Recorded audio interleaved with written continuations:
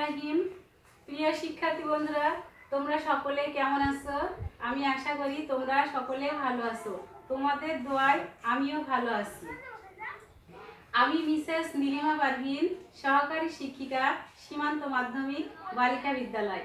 আমি আবারও তোমাদের সামনে উপস্থিত হয়েছি অনলাইন ক্লাস গ্রহণ করার জন্য। অনলাইন ক্লাসে সকল শিক্ষার্থী বন্ধুদেরকে স্বাগতম।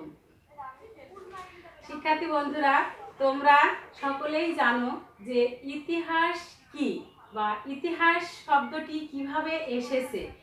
আজকে আমি সেই বিষয়ে তোমাদের সাথে আলোচনা করব।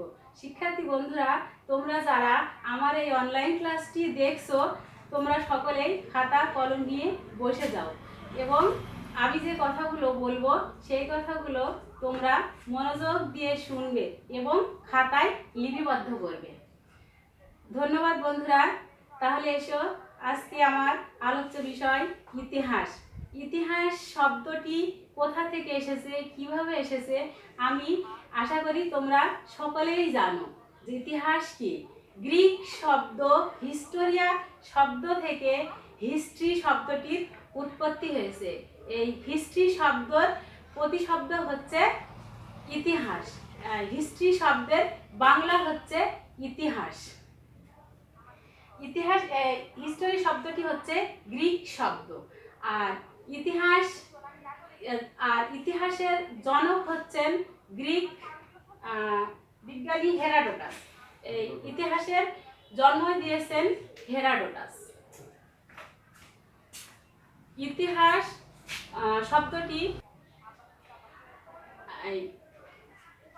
গ্রিক বিজ্ঞানী ঐতিহাসিক হেরোডোটাস 8ম শতকে এই ইতিহাসের জন্ম দিয়েছেন।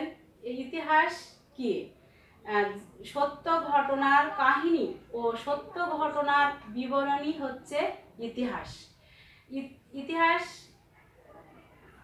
শব্দটির উৎপত্তি হয়েছে ঐতিহ্য শব্দ থেকে, যার অর্থ হচ্ছে ঐতিহ্য। এখন প্রশ্ন হচ্ছে, ঐতিহ্য কি? ঐতিহ্য বলতে কি বোঝায়? ঐতিহ্যের ভিতরে কি কি জিনিস আছে? ঐতিহ্য বলতে কি বোঝায়? শিক্ষার্থী বন্ধুরা, তোমরা কি জানো যে ঐতিহ্য বলতে কি বোঝায়? ঐতিহ্য শব্দটি হচ্ছে ঐতিহ্যের ভিতরে কি কি থাকে এবং ঐতিহ্য কাকে বলে? ঐতিহ্য হচ্ছে ভাষা, শিক্ষা, সাহিত্য, সংস্কৃতি, এইগুলোর সম্মিলিত রূপই হচ্ছে ঐতিহ্য। অর্থাৎ শিক্ষা, সভ্যতা, অভ্যাস, আচার অনুষ্ঠান, সংস্কৃতি, এগুলোর সম্মিলিত রূপকেই ঐতিহ্য বলে। ও ইতিহাস সম্পর্কে লিওপল্ড ফন র্যাঙ্ক, আধুনিক ইতিহাসের জনক লিওপল্ড ফন র্যাঙ্ক বলেছেন, যে কোনো সত্য ঘটনার বিবরণ ও বস্তুনিষ্ঠ সত্য ঘটনার কাহিনীকেই ইতিহাস বলে। ইতিহাস বলে। এবার ইতিহাসের উপাদান কাকে বলে? শিক্ষার্থী বন্ধুরা, তোমরা কি জানো যে ইতিহাসের উপাদান কাকে বলে? ইতিহাসের উপাদান কত প্রকার এবং কি কি? যে সকল বস্তু তথ্য প্রমাণের ভিত্তিতে সত্য প্রতিষ্ঠিত হয়, যে সকল জিনিস তথ্য প্রমাণের ভিত্তিতে সত্য প্রতিষ্ঠিত হয়, তাকেই ইতিহাসের লিখিত উপাদান বলে। ছোট্ট বন্ধুরা, আশা করছি তোমরা সকলেই আমার অনলাইন ক্লাসটি অবলোকন করছো এবং আজকের এই পর্বে ইতিহাসের উপাদান কাকে বলে এবং ইতিহাসের উপাদান কি কি, তোমরা সকলে খাতায় লিখে নাও। ইতিহাসের উপাদানকে কয় ভাগে ভাগ করা হয়েছে? ইতিহাসের উপাদানকে 2 ভাগে ভাগ করা হয়েছে। এসো, আজকে আমরা আলোচনা করব ইতিহাসের উপাদান কত প্রকার ও কি কি। ইতিহাসের উপাদানকে 2 ভাগে ভাগ করা হয়েছে। নাম্বার 1 নাম্বার লিখিত উপাদান ও অলিখিত উপাদান। ছোট্ট বন্ধুরা, এখানে কি কি ইতিহাসের উপাদানকে 2 ভাগে ভাগ করা হয়েছে। ছোট বন্ধুরা, তোমরা খাতায় লিখে নাও ইতিহাসের উপাদানের প্রকারভেদ। ইতিহাসের উপাদানকে দুই ভাগে ভাগ করা হয়েছে, লিখিত উপাদান ও অলিখিত উপাদান। এখন প্রশ্ন হচ্ছে লিখিত উপাদান কোনগুলো আর অলিখিত উপাদান কোনগুলো, অর্থাৎ লিখিত উপাদানের ভিতরে কি কি আছে আর অলিখিত উপাদানের ভিতরে কি কি আছে।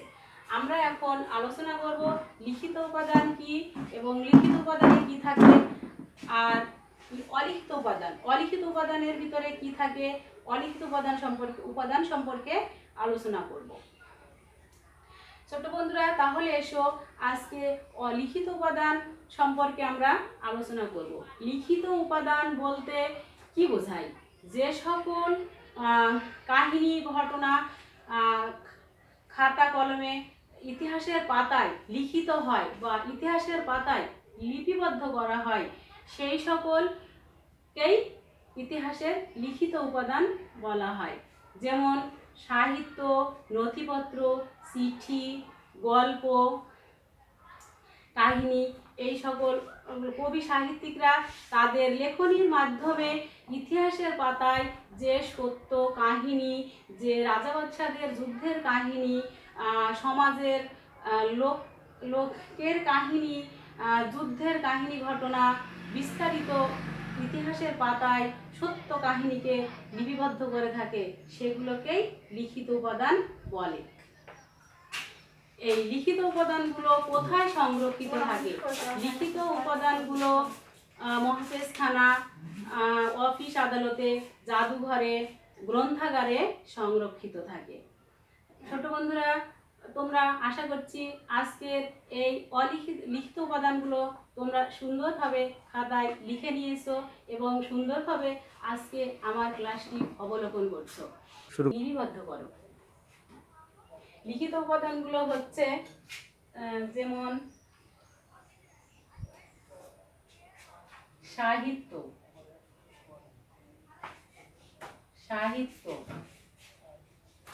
গল্প, সরকারি নথিপত্র,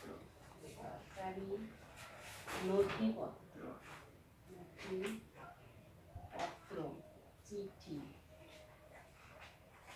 দলিল ইত্যাদি। ছোট্ট বন্ধুরা, লিখিত উপাদানগুলো যেমন সাহিত্য, গল্প, সরকারি নথিপত্র, চিঠি, দলিল ইত্যাদি, এই সকলগুলো কোথায় সংরক্ষণ থাকে? এই সাহিত্য, গল্প, সরকারি নথিপত্র, চিঠি, দলিল, যেমন সরকারি নথিপত্র, চিঠি, দলিল, এগুলো সরকারি অফিস আদালতে লিপিবদ্ধ থাকে, মানে সংরক্ষিত থাকে। আর সাহিত্য, গল্প, এগুলো কোনো গ্রন্থাগারে, ব্যক্তিগত লাইব্রেরিতে এবং মহাফেজখানায় সংরক্ষণ করা হয়, মানে সাজিয়ে রাখা হয়। ছোট্ট বন্ধুরা, আমরা লিখিত উপাদান সম্পর্কে আলোচনা করলাম। এবার আমরা আলোচনা করব অলিখিত উপাদান। আমি আশা করি অলিখিত উপাদান কোনগুলো এবং কি কি, অলিখিত উপাদান কি সেই সম্পর্কে তোমরা জানো।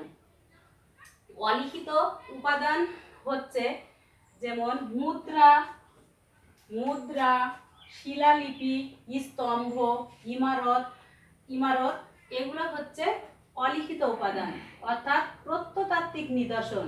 এই প্রত্নতাত্ত্বিক নিদর্শনকেই অলিখিত উপাদান বলা হয়। যে কোনো স্মৃতিস্তম্ভ, মুজিবনগরের স্মৃতিস্তম্ভ, নীলকুঠির স্মৃতিস্তম্ভ, ইমারত, প্রাচীন নিদর্শন, এগুলোই হচ্ছে প্রত্নতাত্ত্বিক নিদর্শন। আর এই প্রত্নতাত্ত্বিক নিদর্শনগুলোই হচ্ছে অলিখিত উপাদান। এবার আমরা আলোচনা করব ইতিহাস পাঠের প্রয়োজনীয়তা। ইতিহাস পাঠ করলে আমরা কি কি বিষয় জানতে পারি এবং ইতিহাস পাঠের প্রয়োজনীয়তা কেন? ইতিহাস পাঠ করলে আমাদের জ্ঞান ও আত্মমর্যাদা বৃদ্ধি পায়। ইতিহাস পাঠ করলে সচেতনতা বৃদ্ধি পায়। ইতিহাস পাঠ করলে অতীত সম্পর্কে অনেক কিছু জানা যায়, যা বর্তমান প্রজন্মকে অতীতে কি ঘটেছিল, অতীতে কি হয়েছিল সেইগুলো সম্পর্কে জানাতে এবং জানতে সাহায্য করে। অতীতের সত্য ঘটনাগুলোই হচ্ছে ইতিহাস। এই অতীতের কাহিনী ঘটনা যদি আমরা না পাঠ করি তাহলে আমরা ইতিহাস সম্পর্কে জানতে পারবো না।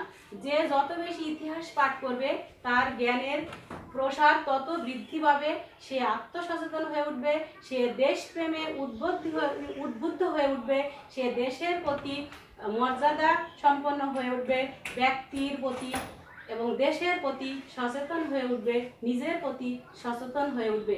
এই জন্য ইতিহাস পাঠ আমাদের সকলের জন্য প্রয়োজন। Thank you very much.